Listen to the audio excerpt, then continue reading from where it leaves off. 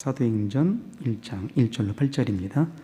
데오빌로여, 내가 먼저 쓴 글에는 무릇 예수의 행하시며 가르치시기를 시작하신부터 그의 택하신 사도들에게 성령으로 명하시고 승천하신 날까지의 일을 기록하였노라.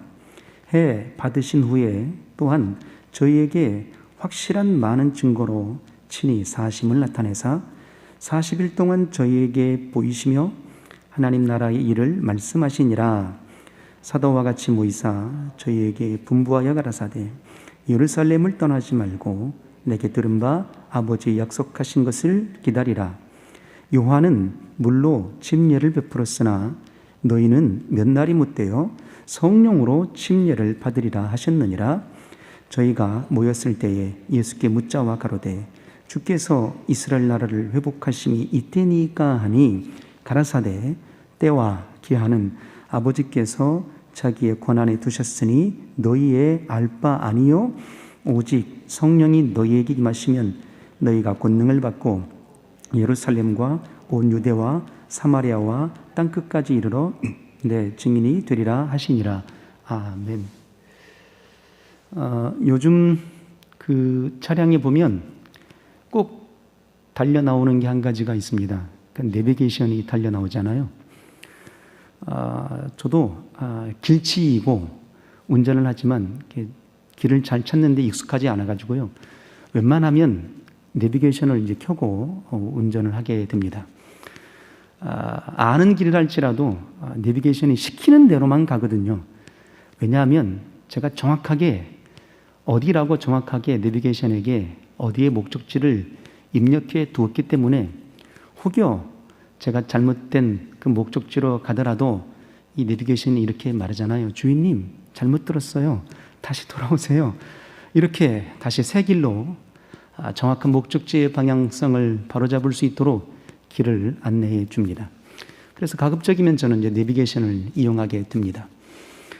우리 인생의 삶의 모습들 속에서도 각각의 목적이 있습니다. 각각의 방향성을 두고 살아갑니다. 하루 24시간, 어제도 해가 떴으며 해가 졌고 오늘도 해가 떴으며 해가 지고 있습니다. 24시간의 역사 속에 모두가 다 분주하게 움직이고 바쁘게 움직이고 마치 매일의 일상이 동일한 것처럼 여기지만, 다람쥐 쳇바퀴 도는 것처럼 여길 수 있지만, 그래도 각각의 심령들 속에 그 24시간 안에 모두가 다 원하는 바 목적과 방향성을 두고 아주 발버둥 치며 애써 달려가는 그런 모습들의 연속이다 하는 것이죠. 마치 백조가 호수에서 그 떠 있는 모습이 위에서는 아주 평안한 모습이고 아름다운 모습이지만 그 물 아래서는 힘있게 노를 저가는 것처럼 말이죠. 24시간 안에 우리 각각의 인생의 목적과 방향성을 이루기 위해서 아주 몸부림치는 시간의 굴레 속에 있다라는 것입니다. 어떤 이는 형통함을 위해서 달려가고 어떤 이는 자아 실현을 위해서 목적과 목표를 두고 그 방향성을 향해 달려갑니다. 성공이라는 그 굴레를 앞에 두고 달려가는 것이죠. 이러한 모습들 속에 놓여 있는 이때에 과연 하나님께서 우리 인생을 지으셨을 때 그냥 막연하게 지으셨을까 함이 떠오르게 되는 겁니다. 우리 인생의 짧은 평생의 인생의 여정들 속에서도 각각의 목적과 방향성을 두고 달려가는데 하나님이 우리 인생을 지으셨을 그때에도 그냥 덧없이 지으셨을까? 그건 아닐 것 같더라 이 말입니다. 되짚어보게 되니 하나님이 우리 인생을 지으셨음에 관한 그 목적과 방향성을 예시하시며 설명하는 장면이 창세기 1장에 엿볼 수 있게 됩니다. 창세기 1장 26절 이하에 보니까 이렇게 말씀하십니다. 우리가 우리의 모양대로 우리의 형상을 따라 사람을 지으시고 하셨습니다. 우리의 형상대로 지었다라는 그의 역사 속에 뭔가 힌트를 발견하게 됩니다.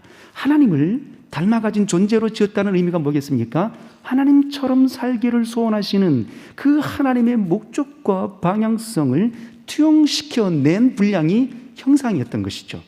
그리고 바로 28절 이하에 이렇게 또한 설명하십니다. 그 지으신 인생들을 향하여서 거룩한 믿음의 방향성을 제시해 주십니다. 선언하십니다.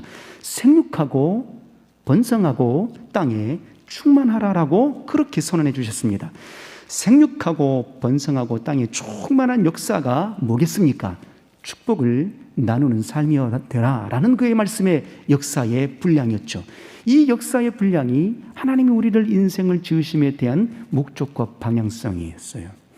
이 목적과 방향성이 좀 더 구체적으로 좀 더 리얼하게 하나님이 다시 선언해 주시는 장면이 이제 이사야서 43장 21절 이하에 선언하십니다. 이 백성은 내가 나를 위하여 지었나니 나의 찬송을 부르게 하려 하심이니라라고 우리 인생을 지으심에 대한 정확하고도 아주 명확한 그 방향성과 목적을 선언해 주셨던 겁니다. 그러니까 결국 우리 인생의 삶이 우리가 멍에로서 짊어지고 달려가고 있지만 우리 신앙인들만큼은 나의 원함과 나의 목적과 나의 목표와 나의 방향성 대신 이전에 하나님이 우리를 지으신 목적과 방향성을 이루고자 소원함으로 힘써 달려감이 마땅하다라는 것입니다. 결국 나의 찬송을 부르게 하려 하심이라는 그 이후의 중심의 세계가 뭐겠습니까? 하나님 앞에 영광의 찬송을 돌리는 역사의 삶이 우리 신앙인들에게 부어주신 하나님의 목적의 방향성의 삶이었던 것입니다. 우리가 결혼하고 난 이후에 이제 자손을 낳지 않습니까? 그 자손을 낳게 되면 그 자손을 양육하고 키워가게 될 때 이름도 없이 키워가지 않잖아요. 이름도 없이 양육하지 않잖아요. 하나를 낳든 둘을 낳든 셋을 낳든 다섯을 낳든 간에 이름을 지어주게 됩니다. 근데 그 이름이 대충 지어줌이 아니잖아요. 특별히 우리 성락교인들 보게 되면 자손들 보게 되면 이름이 거의 비슷하는데 그 중에 한 단어가 예자입니다. 예진이, 예준이, 예빈이, 예린이 시작해가지고 예자가 많이 들어갑니다. 왜 그럴까요? 예수님처럼 살았으면 좋겠어라는 그 의미가 들어있는 거죠. 결국 조상이 자손들을 낳아서 양육하며 키워갈 때 이름을 부어주는 것은 조상이 그 자손들에게 그 이름처럼 살라고 하는 목적과 방향성을 자신이 이루고자 원하는 그 목적과 방향성을 자손들에게 투영시켜내며 분량이라고도 말할 수 있는 것이죠. 그래서 그 이름처럼 살아줬으면 좋겠어 하는 겁니다. 제 이름도 기식입니다. 그런데 우리 아버지가 신앙이 없었음에도 불구하고도 기식이라는 한자의 이름의 뜻이 법기자에 터기자가 아니고 법기자를 씁니다. 법기. 그리고 심을 식자입니다. 법을 심는 자가 되어라 라고 했는데 정말 그 이름처럼 하나님의 법을 심고 있어서 그 이름대로 살아가는구나 하는 자부심과 긍지를 갖고 살아갑니다. 이런 것처럼 자손들을 향해서 이름을 지어주는 역사도 목적과 방향성을 제시해 주는 것이거든요. 자, 그런데 성경에 보니까 자손의 이름을 지어주는 그 장면의 역사 속에 당신의 그 목적과 방향성을 심어냈던 그 장면을 우리가 엿보는 그 사건이 하나가 나오게 됩니다. 창세기 29장 32절 정도에 보게 되면 이제 야곱이 두 아내와 결혼하게 된 그 사건부터서 출발하면 이제 역사가 나오게 되는데요. 야곱이 네 아내가 있습니다. 오늘은 두 아내 이야기만 하려고 합니다. 야곱이 사랑했던 아내는 누구였을까요? 삼촌 라반의 둘째 딸이었던 라헬을 사랑합니다. 그런데 삼촌이 야곱을 속이고 7년 동안 고생했음에도 불구하고도 이제 그가 사랑하지 않았던 레아와 동침하게 되고 결혼하게 됩니다. 속아서 다시 7년을 더 봉사합니다. 장장 14년을 힘써 일하게 되었는데 그가 14년을 힘써 일하게 될 때 성경의 표현이 이렇습니다. 14년을 수일처럼 여기더라 라는 거였습니다. 야곱이 고생하여 아내를 얻고자 원하는 그 목적과 방향성을 이뤄내고자 원하는 간절함이 있었기 때문에 나는 내가 사랑하는 내 여인, 나의 아내들 그 여인 라헬을 사랑하니 이 여인을 내 아내로 맞이할 거야 라는 그 목적, 그 방향성을 놓지 않았던 겁니다. 그래서 14년이 수일처럼 여기게 쉬이 지나갔더라 라고 그렇게 표현하고 있는 것이죠. 자, 여기서 문제가 하나 발생이 됩니다. 야곱은 누구를 사랑했습니까? 라헬을 사랑했죠. 그런데 레아가 첫날 밤에 아버지의 에 의해서 첫날 밤에 야곱과 동침하게 됩니다. 자, 상상해 보시길 바랍니다. 성경에는 기록되어 있지 않습니다. 레아가 아버지가 시켰으니까 좋아요 하고 갔을까요? 아니면 싫어요 하고 갔을까요? 상상해 보건대 성경에는 아무것도 나와 있지 않습니다. 그러니 상상해 볼 때 레아는 야곱을 사랑했다라는 것을 상상해 짐작해 볼 만합니다. 왜냐하면 거절함이 없거든요. 아버지께서, 그의 아버지 라반이 야곱과 결혼하여 그 첫날 밤에 속여서 결혼시키는 그 역사 가운데 거절했다라는 내용이 나와 있질 않아요. 상상해 보건대 바로 레아도 야곱을 짝사랑했던 겁니다. 그래서 이 레아는 말입니다, 평생의 삶의 역사의 분량의 목표가 뭐였을까 하는 것이었는데, 당신의 남편 야곱이 누구만 사랑할까요? 레아는 사랑하지 않고 라헬만 사랑하는 겁니다. 그 레아를 두고 레아와 라헬을 두고 성경이 표현할 때 이렇게 표현합니다. 레아는 알력이 부족하여 그랬고, 라헬은 곱고 아리따우니라고 표현했습니다. 그러니까 곱고 아리따우니까 누구도 다 예뻐할 만하고 사랑할 만하죠. 그런데 레아는 알력이 부족했다 하니까 다른 말로 표현하게 되면 여러 가지로 표현될 수 있겠습니다. 시력이 안 좋았다, 총기가 없었다, 좀 부족했다, 이런 의미입니다. 더 쉽게 얘기하게 되면 야곱의 마음에 들지 않았다, 이런 겁니다. 결코 야곱이 레아를 사랑해 본 적이 없다라는 반증이기도 하겠습니다. 자, 그런데 말입니다, 레아와 라헬이 같이 이제 한 남편을 두고서 살아가게 되는데 그의 남편이 라헬만 사랑하는 겁니다. 그러면 그 레아의 마음이 어떠했을까요? 그 레아의 목적과 방향성은 온통 무엇으로 집중이 될까요? 나도 내 남편에게 사랑받고 싶어요. 나도 내 남편에게 사랑받고 싶어요. 온통 레아의 목적과 방향성, 삶의 방향성, 삶의 이유, 삶의 모든 언저리는 내 남편 야곱에게 사랑받고 싶어요, 이거였습니다. 그래서 드디어 어느 날 이 레아가, 야곱이 사랑하는 라헬은 아들을 낳지 못하는데 레아가 아들을 낳게 됩니다. 첫째 아들을 낳았는데 그 첫째 아들에게 그 이름을 지어줄 때 당신이 그렇게 곤고하고 당신이 남편에게 사랑받고 원했던 그 마음의 그 목적과 그 방향성을 그대로 첫째 아들에게 그의 이름 속에 투영해 줍니다. 그 첫째 아들의 이름이 바로 루벤입니다. 그 루벤이라는 이름의 뜻은요, 보라, 당신의 아들입니다, 이런 뜻이에요. 보세요, 당신이 사랑하는 라헬은 아들 못 낳아줬잖아요. 나는 당신의 대를 이어갈 수 있는 아들을 낳아줬어요. 이게 당신의 아들입니다. 보십시오, 당신의 아들이에요. 그 이름의 뜻이 루벤입니다. 그러니 제발 나를 좀 사랑해 주세요. 그렇게 애절한 마음을 담아서 루벤이라 지어줬던 겁니다. 보라, 아들입니다. 야곱이 레아를 사랑해 줬을까요? 여전히 사랑해 줬다라는 말이 없습니다. 그 마음이 얼마나 아팠을까요? 그 마음이 얼마나 힘들었을까요? 그래도 하나님이 그 마음을 아시고 둘째 아들을 낳게 하십니다. 둘째 아들의 이름이 시므온입니다. 저쪽에 계신 분 말고요, 시므온이에요. 그 시므온이라는 이름의 뜻은요, 들으심이라는 거예요. 하나님이 내 곤고한 마음을, 이 애절한 마음을 들으셨도다, 보셨도다, 시므온이라고 지어줬던 겁니다. 이제 하나님이 내 마음을 들어줬으니, 내 마음을 들어주셨으니 남편이 나를 사랑해 줄 거야 라고 그의 애절한 마음에, 그 당신의 목적, 남편에게 사랑받고자 원하는 그 귀한 목적을 담아서 그렇게 이름을 지어줬지요. 여전히 야곱은 레아를 사랑해줬다는 말이 없습니다. 사랑받지 못했던 겁니다. 그래도 아들은 낳습니다. 셋째 아들을 이제 또 낳습니다. 그 셋째 아들의 이름이 뭐였는가 하니 바로 레위입니다. 레위 족속의 그 태동이죠.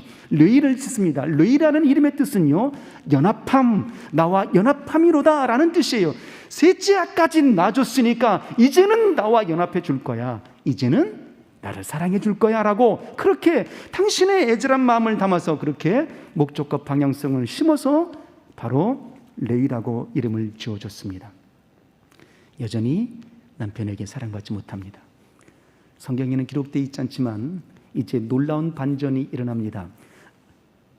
레아가 삶의 목적과 방향성을 남편에게 두었던 그 모든 세계, 오직 남편의 사랑을 나는 받고 싶어, 이 목적과 방향성을 완전히 전환시키는 역사가 나타납니다. 그래서 이제는 사람에게 기대지 않고 남편에게 기대지 않고 하나님께 사랑받고 싶고 하나님만 찬송하고 싶다라는 그 방향성을, 하나님이 지으신 목적의 방향성대로 이 백성은 내가 나를 위하여 지었나니 나의 찬송을 부르게 하려 하심이라라고 선언하셨던 그 역사의 목적처럼, 하나님의 방향성처럼 이 레아가 삶의 방향성을 남편에게 두지 않고 자손에게 두지 않고 하나님께로 시선을 옮겨 놓게 됩니다. 그래서 그때에 드디어 넷째 아들을 낳게 되는데 그 넷째 아들의 이름이 유다입니다.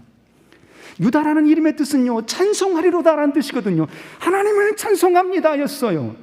비록 내 남편에게 사랑받지 못해도, 비록 내 의지대로 되지 않는다 할지라도 나의 중심의 세계는 하나님이십니다. 그러므로 내 평생의 삶의 역사의 중심은 하나님만이 찬송을 받아 주소서. 그러므로 그의 아들의 이름을 유다라 지었던 겁니다. 놀라운 세계가 펼쳐지게 됩니다. 다윗 누구의 자손일까요? 유다의 자손입니다. 예수 그리스도 누구의 씨로 오시게 됩니까? 다윗의 자손으로 오시게 되는 것입니다.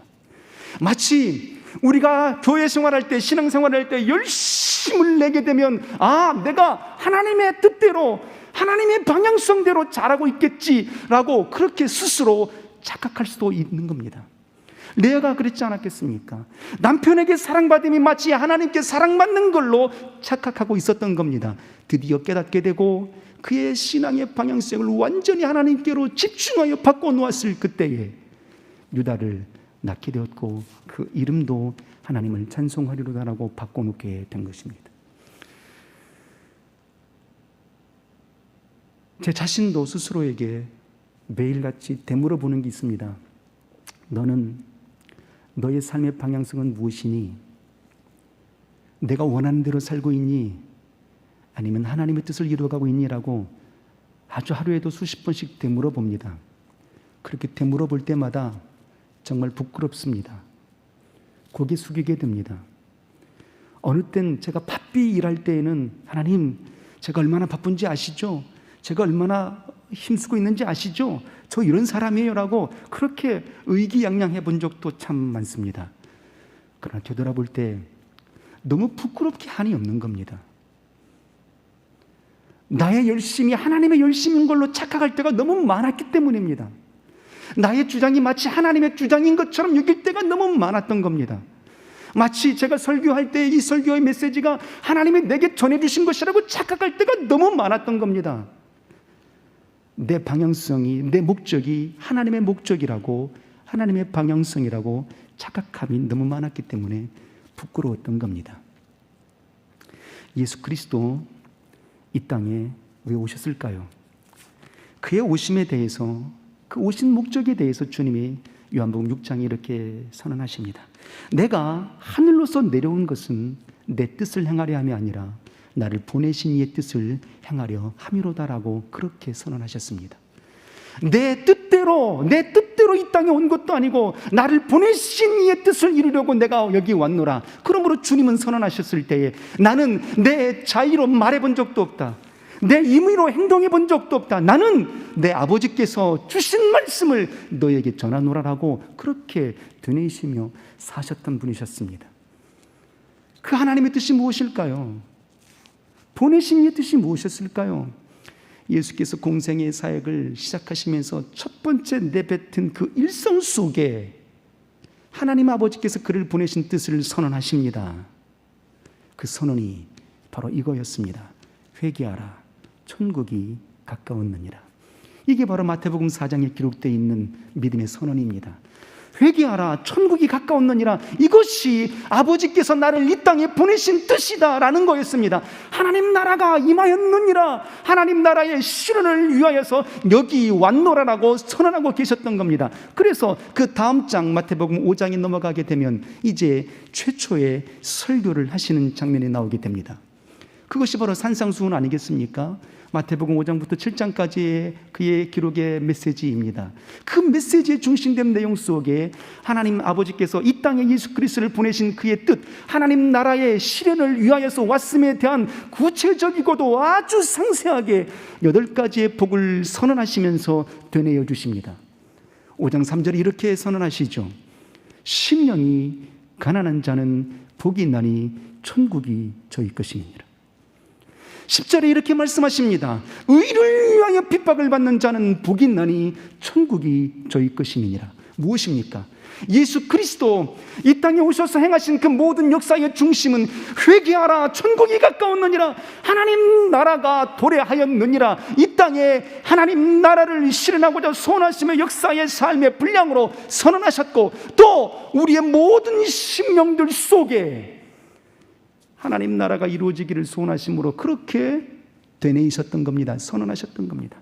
죽은 자를 살려내시고 병든 자를 일으켜내시고 천국 복음을 증거하셨던 그 모든 사역의 중심의 방향성이 무엇이었습니까? 바로 아버지 하나님께서 예수 그리스도를 보내신 그의 뜻대로의 삶의 역사를 실현해 내시는 장면이었던 겁니다. 그리고 마침내 우리의 영혼 속에 하나님의 나라를 실현하시고 십자가에서 죽으십니다. 부활하셨습니다. 여기까지는 우리 모두가 다 잘 알고 있는 내용들 아니겠습니까? 그런데 오늘 이 본문은 어떤 내용인가니? 오늘 본문의 사도행전 1장 1절로 8절까지의 내용은 주 예수 죽으시고 부활하셔서 곧장 아버지의 나라로 올라가신 게 아니잖아요. 얼마 동안 이 땅에 머무셨습니까? 40일 동안 이 땅에 머무셨습니다. 그러면 그 40일 동안 이 땅에 머무셨을 때 무엇 하셨을까라는 것이죠. 이 땅에 부활하시고 40일 동안에 계셨는데 40일 동안에 무엇 하셨을까? 이겁니다. 우리가 이 사실을 잘 기억해 내려고 하지 않는다라는 겁니다. 이 땅에 그 40일의 내력을 오늘 본문 속에 담아놓고 있는 겁니다. 주님이 땅에 오셔서 내뱉은 최초의 일성도 나는 내 뜻을 행하려 함이 아니라 나를 보내신 이의 뜻을 이루려고 왔노라라고 선언하여 주셨고, 그의 역사의 중심의 세계가 하나님의 나라의 도래였습니다. 이 땅에 하나님의 세계가 펼쳐지는 역사를 소원하셨습니다. 그 뜻대로 3년 반 동안의 공생의 사역을 삶을 사셨죠. 그리고 십자가에서 죽으심으로 이루셨습니다. 그리고 부활하셨죠. 부활하시고 나서 주 예수 죽으시니 믿음의 제자들이 다 뿔뿔이 흩어졌습니다. 믿음의 방향성을 잃어버린 겁니다. 믿음의 목적을 잃어버린 겁니다. 흩어졌습니다. 어느 무리들이, 신앙의 무리들이 유대인의 핍박을 피해서 어느 가정에 모여 있는데 예수께서 부활하셔서 그 가정에 찾아오셨습니다. 그리고 그들에게 이렇게 말씀하십니다. 평강이 있을지어다. 아버지께서 나를 보내신 것 같이 나도 너희를 보내노라 라고 그들에게 삶의 방향성을 일깨워주기 시작하셨습니다. 그리고 깊은 숨을 들이마시고 나신 후에 성령을 받으라 말씀하셨어요. 제자 베드로, 그도 역시 신앙의 목적과 방향성을 잃어버리고 당신의 목적과 방향성을 찾아서 고기 잡으러 갈릴리 바다로 갔습니다. 고기를 잡고 있는데 한 마리도 못 잡았습니다. 주님이 물으셨습니다. 고기 잡은 게 있니? 없습니다. 오른쪽으로 그물을 던져보아라 했더니요, 153마리나 큰 많은 고기를 잡게 됩니다. 그때 주님이심을 발견하게 됩니다. 주님이 베드로에게 이렇게 물으십니다. 요한의 아들 시몬아, 너 나 사랑하니? 베드로가 대답합니다. 주님, 제가 주님을 사랑하는 줄 주님이 아십니다. 그때 주님이 말씀하시죠. 내 어린 양을 먹여라. 삶의 방향성을 다시 제시해 주는 겁니다. 주님이 부활하셔서 무엇을 하고 있습니까? 내가 세워놓았던 하나님의 나라, 그 나라가 무너지지 않고 그 나라가 확장되어질 수 있도록 그 어린 양을 먹이라고 삶의 방향성, 삶의 목적을 제시해 주고 있는 겁니다. 다시 두 번째, 베드로에게 물으셨습니다. 얘야, 너 나 사랑하니? 베드로가 대답합니다. 네, 제가 주님 사랑하는 줄 주님 아시잖아요 라고 대답을 하게 되니 주님이 말씀하십니다. 내 양을 치라. 하나님의 하나님의 나라를 갖고 다오 부탁하시는 거였어요. 세 번째, 다시 질문을 던지십니다. 요한의 아들 시몬아, 너 정말 나 사랑하니? 라고 물을 때 베드로가 고민스러웠습니다. 심히 고민하면서 대답하기를, 주님, 제가 주님 사랑하시는 줄 주님이 아십니다. 그때 다시 주님이 세 번째 그에게 삶의 방향성을 제시하십니다. 그의 목적을 일깨워 주시는 겁니다. 내 양을 치라 말씀해 주셨습니다. 무엇입니까? 하나님의 나라의 실현입니다.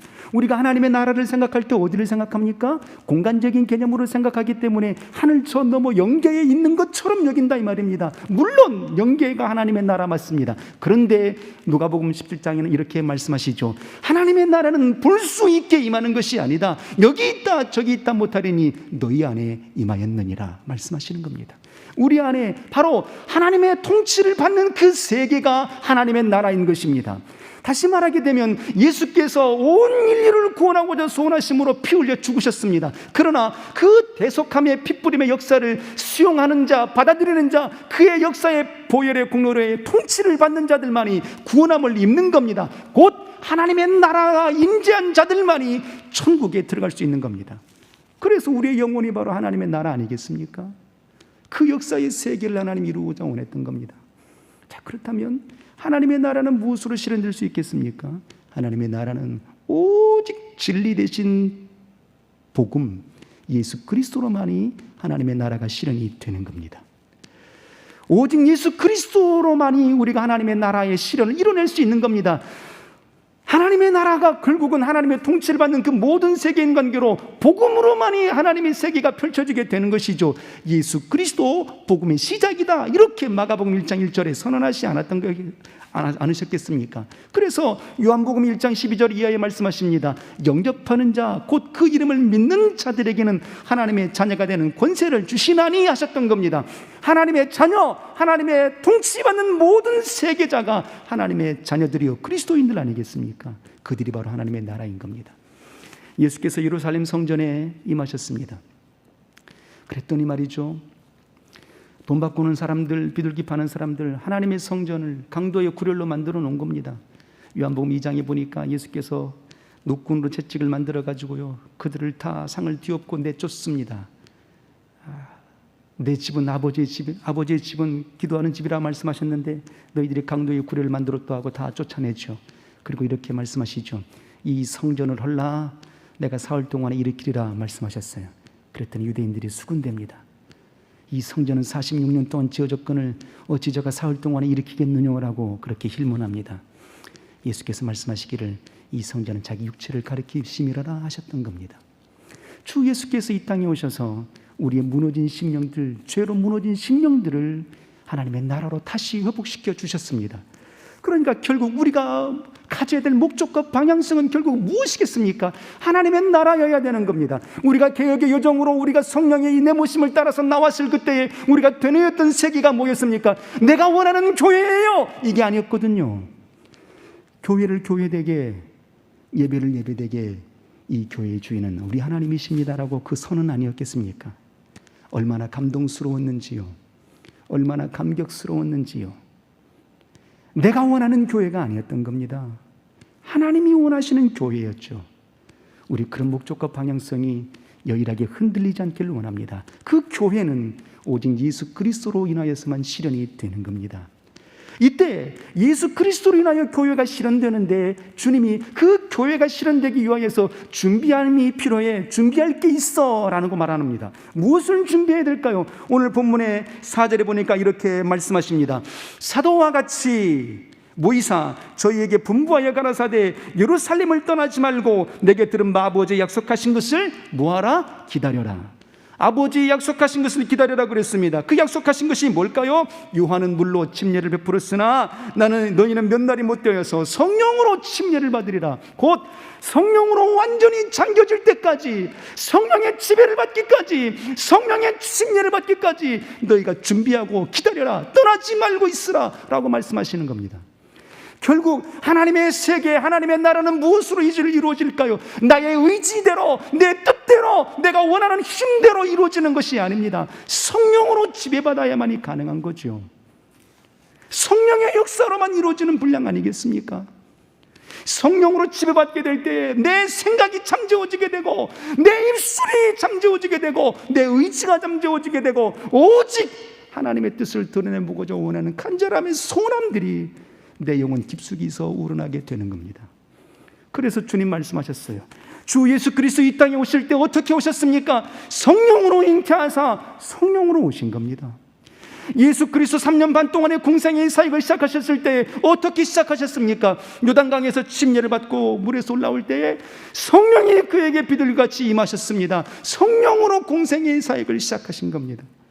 죽은 자를 살려내시고 천국 복음을 전파하는 그 모든 역사의 세계도 나사렛 예수에게 성령과 능력을 기름 붓듯 하셨음에 자가 두루다니시며 착한 일을 행하시고 마귀에게 눌린 모든 자를 고치시더라. 성령으로 역사하신 겁니다. 성령으로 지배받게 되니 당신의 의지대로가 아니고 아버지께서 이루신 대로 이 나라의 하나님의 나라의 실현을 이뤄내셨던 겁니다. 우리 그런 역사가 있기를 진실로 소원합니다. 진실로 그런 역사의 삶이 되길 원합니다. 우리 개혁의 여정 가운데 잃어버린 단어가 있다면 누누이 말씀드리지만 성령 충만합시다. 이 단어가 우리 속에서 드러내지지 않잖아요. 우리 성령으로 일합시다라고 말하지 않잖아요. 내 생각과 내 지혜는 아주 충천하고 있다 할지라도 우리 성령으로 합시다라고 말하지는 않잖아요. 이 얼마나 안타까운 현실입니까? 이때 하나님께서 우리에게 말씀하신 역사, 성령으로 하라. 성령으로 지배당해야 돼. 성령으로 완전히 잠겨야 돼. 성령으로만이 주님이 하나님의 아들이심을 증거할 수 있고 하나님의 나라를 실현할 수 있다고 말하는 겁니다. 이때 말씀을 정리하면 이렇습니다. 그렇다면 우리가 살고 있는 이 땅 어느 곳부터서 하나님의 나라가 실현되어야 될까요? 하는 겁니다. 온 우주 만물이 하나님의 나라가 되어야 되겠죠. 이 지구상에 80억 명의 모든 인구가 다 하나님의 나라가 되어야 되겠죠. 그런데 주님이 오늘 본문 1장 8절에 뭐라고 말씀하십니까? 순서가 있어 하는 겁니다. 뭘까요? 우리 큰 소리를 한번 늦었지만 한번 읽어볼까요? 1장 8절 잘 아시는 말씀입니다. 시작. 오직 성령이 너희에게 임하시면 너희가 권능을 받고 예루살렘과 온 유대와 사마리아와 땅 끝까지 이르러 내 증인이 되리라 하시니라. 뭐라고 말씀하십니까? 어디부터라고 말씀하고 계시죠? 예루살렘과 너희에게 성령이 임하시면 너희가 권능을 받게 되는데 그때부터서 비로소 너희를 통하여서 하나님의 목적, 하나님의 방향성을 실현할 수 있는 자로 쓰임받을 수 있게 된다. 그 역사의 세계가 어디부터서라고요? 예루살렘부터서라고 말합니다. 예루살렘이 어느 곳이겠습니까? 유대인들의 성지입니다. 유일신 하나님을 섬기는 자들, 신앙인들이 모여있는 신앙의 근본입니다. 근거지입니다. 그런데 하나님의 나라가 어디부터서 실현되어야 된다라고 주님 그렇게 선언하고 계십니까? 그렇게 열심으로 하나님을 섬기고 있는 그 땅, 그 예루살렘부터서 하나님의 나라가 실현되어야 된다라고 선언해주고 계시는 겁니다. 이 시대에 예루살렘이 어디겠습니까? 이 시대에 하나님의 예루살렘이 어디겠습니까? 내 영혼, 내 가정, 이 교회가 예루살렘 아닐까요? 하나님 그래서 다시 되뇌이는 건 아닐까요? 내 영혼의 중심부터서, 내 가정부터서 열심을 품고 있는 이 교회 안에서 예루살렘처럼 하나님의 나라가 실현되기를 원합니다라고 주님 그렇게 소원하고 계시는 건 아니겠는가 하는 겁니다. 이곳이 예루살렘이길 원합니다. 내 가정이 예루살렘이길 원합니다. 하나님의 나라가 실현되는 그 예루살렘이길 원합니다. 이때 우리가 고백해야 될 것이 뭘까요? 하나님, 이곳이 예루살렘 될 수 있도록 나를 사용하여 주옵소서. 우리 가정이 하나님의 나라로 통치받을 수 있도록, 하나님의 나라가 될 수 있는 가정이 될 수 있도록 나와 우리를 사용하여 주옵소서라고 그렇게 선언해야 되는 거 아닐까요? 그렇게 되뇌어야 되는 거 아닐까요? 이런 역사의 세계가 우리 모두 가운데 펼쳐지기를 진실로 소원합니다. 무너진 성전이 있었습니다. 바벨론 포로로 끌려가고 70년 가깝게 성전이 무너져 있었습니다. 느헤미야 시대 때에 에스라도 이뤄내지 못했던 그 분량을 느헤미야를 통해서 이루어지게 되는데, 각각의 성도들이 어디에서부터 일했습니까? 자기 앞마당부터서 일한 겁니다. 자기가 삶을 살고 있는 그 앞에 있는 무너진 성전부터, 성벽부터서 다시 재건하기 시작하게 된 겁니다. 그곳이 예루살렘이었죠. 그 역사의 세계가 필요한 겁니다. 바로 내 안에 무너져 있는 것들, 내 가정 가운데 무너져 있는 것들, 우리 교회 속에 무너져 있는 것들, 그곳이 예루살렘이라고 주님 말씀하시고, 예루살렘부터서, 그리고 예루살렘을 지나 유대로, 그리고 유대를 지나 온 세상에 하나님의 나라가 실현될 수 있도록 하라고 말씀하시는 겁니다. 먼저는 내 영혼입니다. 먼저는 우리 교회입니다. 먼저는 우리 가정입니다. 이런 역사의 세계가 하나님의 나라의 실현이 이루어질 수 있도록 주여 나를 사용하소서, 주여 우리를 사용하소서라고 간절히 고백하며 부르짖는 세대가 되시기를 주님 이름으로 소원합니다. 할렐루야. 우리 시간에 기도하겠습니다. 우리 시간 기도할 때 하늘의 하나님 아버지, 내 영혼, 내 가정, 우리 교회가 이 시대의 예루살렘 되게 하사 하나님의 나라가 실현될 수 있도록 우리를 사용하여 주옵소서 하고 우리 예수의 이름 한번 부르고 동성으로 기도합니다.